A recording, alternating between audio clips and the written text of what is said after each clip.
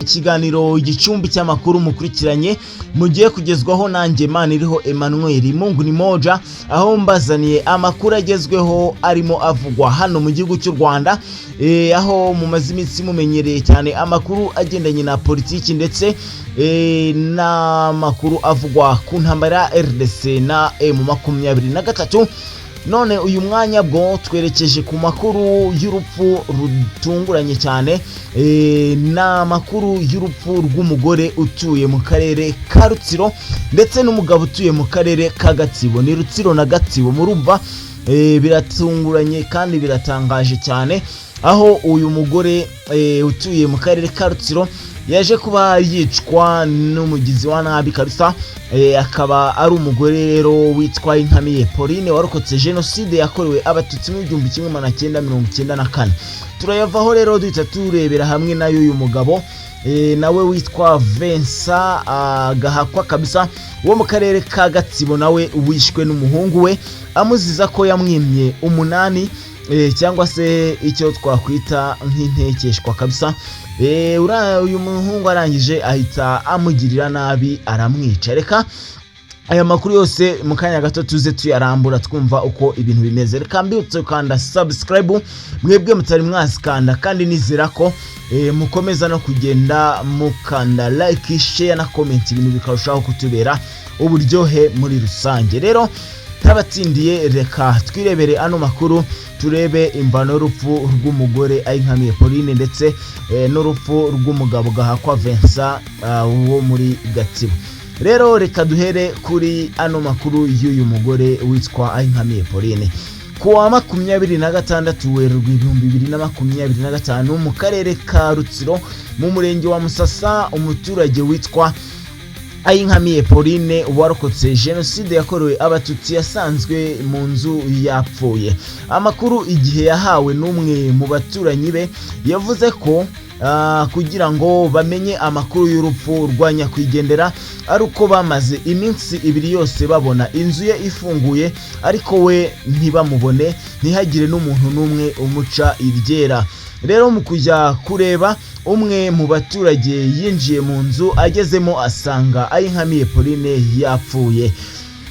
Igihe rero ubwo yamenyaga aya makuru yavuganye n'umuyobozi w'akarere ka Rutsiro, akaba yitwa Kayitesi Dative, avuga ko nta makuru arambuye aramenya ku nkomoko y'urupfu rwa nyakwigendera. Umuvugizi wa RIB rero Dr. Murangira Nsieri yabwiye igihe ko Ngibi yishwe ndetse ko abakekwaho kugira uruhare mu rupfu rwe bose bafashwe. Yagize ati mu bafashwe harimo uwitwa Dukozimana Silas w'imyaka 30 y'amavuko, wiyemerera ko yamwishe nyuma yuko bari babanje gusangira inzoga mu kabari, noneho baratahana mu rugo rwa nyakwigendera mu masaha ya 3:30 z'ijoro. Ariko ngo baza kugira ibyo batumvikanaho bishingiye ku mibonano mpuzabitsina, bikaba rero bikekwa ko ari byo byakuruye amakimbirane yavuyemo kwicwa kwa Pauline. Murumva ko ni ibintu biteye agahinda kuba umuntu yakwifuza gukorana n'undi imibonano mpuzabitsina ku gahato, bakwanga kubyumvikanaho bikarangira amwishe. Ni ibintu biteye agahinda. Rero andi makuru wamenya kuri nyakwigendera nuko abazi uyu Dukuzimana Silas babwiye igihe ko mu 2019 yakatiwe igifungo cy'umwaka azira ubujura.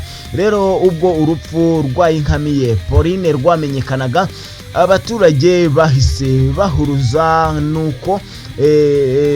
bahuruzwa nuko yarokotse jenoside yakorewe abatutsi, ariko gusa RIB yo ivuga ko bidahuye ndetse ivuga ko ibimenyetso byerekana ko urupfu rwe rudafitanye isano no kuba yararokotse jenoside. Abaturage bo bahise bahuza n'urupfu no kuba Ngibi yararokotse jenoside, ariko RIB yo ivuga ko nta hantu bihuriye ndetse bidafitanye n'isano. Umuvugizi wa RIB rero agira ati kugeza ubu ngubu iperereza ry'ibanze riragaragaza ko urupfu rw'Inkamiye ntaho ruhuriye no kuba yaracitse ku icumu rya jenoside, ariko iperereza rirakomeje. Ubwo nihagira andi makuru yiyongeraho cyangwa se nihagira andi makuru twabona turayabamenyesha. Mwumvise rero ibya nyakwigendera Inkamiye Pauline, ni ibintu biteye agahinda, ni inkuru y'incamugongo. Mwumvise uburyo yapfuye yishwe n'abagizi ba nabi, ndetse mwumvise n'icyatumye apfa muri rusange. Reka rero umuryango wa nyakwigendera Inkamiye tubwire ngo mukomeze mugire kwihangana, kandi Imana ikomeze ibahe kwihangana no kwiyakira, kandi nyakwigendera Imana imwakire mu bayo. Rero reka twikomereze turebere hamwe ibya Gahakwa Vincent nawe w'Igatsibo wishwe n'umwana we. Ibi byo biratangaje cyane kandi biteye n'agahinda. Rero undi muturage witwa Gahakwa Vincent wagaragaye yapfuye n'umugabo w'imyaka 46 warutuye mu murenge wa Kiziguro, umudugudu wa Nyarurembo, ni mu kagari Karubona mu karere ka Gatsibo. Rero amakuru avuga ko yishwe kuwa 22 Werurwe, ariko ko byamenyekanye ko yapfuye mu mpera z'icyumweru turangije ku itariki 29 Werurwe 2025. Bivuze rero ko hari hashize icyumweru cyose yishwe, ariko kuko yibanaga ntabwo abantu bigeze bamenya urupfu rwe. Rero ribu isobanura ko iperereza ry'ibanze ryagaragaje ko yishwe n'umuhungu we witwa Hakizimana Jean Claude w'imyaka 21 ndetse ubyiyemerera. Rero Dr. Murangiransieri agira ati mwibazwa rya Hakizimana Jean Claude yiyemerera ko ari we wishe se, kandi ko yaramaze iminsi amusaba 8 wese akawumwima, undi agahitamo kumwica.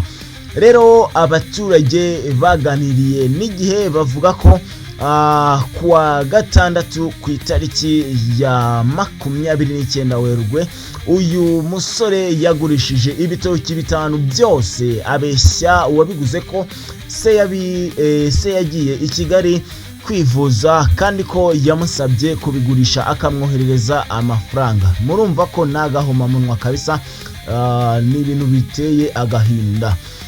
Rero kuba uyu musore yagurisha bino bitoki akanagirikaho kubeshya, murumva ko nagahinda kandi ni n'ikibazo gikomeye cyane. Rero ukekwaho kwica Gahakwa Vincent afungiye kuri sitasiyo ya ribu ya Kiramuruzi, mu gihe ukekwaho kwica Inkamiye afungiye kuri sitasiyo ya Gihango. Rero Dr. Murangiransieri yasoje asaba abaturage bose kwirinda ubusinzi, amakimbirane ndetse n'ibikorwa by'urugomo, kuko bibyara ibyaha biremereye cyane kandi biganisha no kuba wabura ubuzima. Ndetse yanasabye abaturarwanda bose kugira ubworoherane, ndetse abafite ibyo batumvikanaho bagahita bagana inzego za leta zikabafasha kubikemura mu mahoro. Rero aya niyo makuru narimbazaniye kugira ngo mwumve ibya nyakwigendera Inkamiye Pauline ndetse n'ibya nyakwigendera Gahakwa Vincent bagiye bapfa mu buryo bugiye butunguranye. Mwumvise ibya Inkamiye ko we yishwe n'abagizi ba nabi, ndetse Gahakwa Vincent mwumvise ko yishwe n'umuhungu we akamwica amuziza ngo ntiyamuhaye 8, agahita amukuraho rwose bikarangira abuze ubuzima. Rero ni ibintu biteye agahinda. Reka umuryango wa Gahakwa Vincent nawo Imana uhe kwihangana, kandi Gahakwa Vincent Imana imwakire mu bayo, ndetse twizera ko namwe mwese mwumvise ano makuru mugomba kwihangana, ndetse bikabasigira n'amasomo, nkuko umuvugizi wa polisi yasoje asaba abaturarwanda bose kwirinda ibikorwa by'urugomo, ubusinzi ndetse n'ibindi byose bishobora kuviramo umuntu urupfu. Reka rero nkomeze mbifurize kugira ibihe byiza, nkomeze mbifurize kugubwa neza, kandi nkomeze mbifurize kugira intangiriro nziza z'icyumweru kabisa. Ngiye mwumva kuri Mike rero nitwa Maniriho Emmanuel Mungu ni moja. Ndabakunda cyane, amakuru yo nakagaruka. Ciao ciao, naho butaha.